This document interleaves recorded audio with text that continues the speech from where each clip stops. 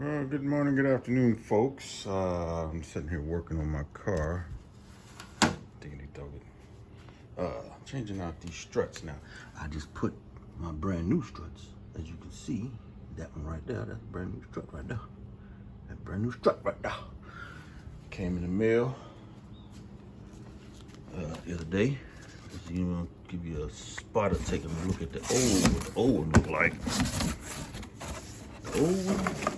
It looked like it needed to be changed. That worn out. Anyway, I'm doing the right and left, right, whatever. Now, in doing the struts, I got my new tool, my new toy, should I say, impact wrench. Nice too. And it came with one battery. That's all right. But you know what? Knowing me, I'm rough on tools. And this is what it came with it, along with this right here. This came with it. I mean, I'm rough on tools, so I was trying to take the nut off of the front bottom. I'm gonna show you right here what I'm talking about, but on the opposite side. I'll show you what I'm talking about. That bolt right there on the other side, I was trying to take it off with the impact wrench using this. I got another impact wrench, but I've had this one for years. I was using that. Put that on there, fits on there, blah, blah.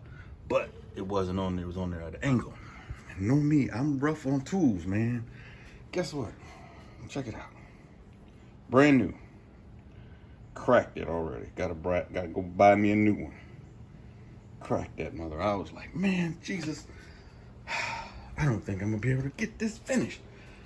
But lo and behold, I found me another part tool that I had in my on my toolboxes, and I got that one off. As you can see, you saw the strut.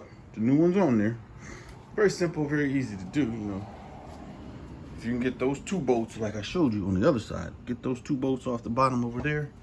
Ain't number 3 bolts here, and there's one more bolt that holds the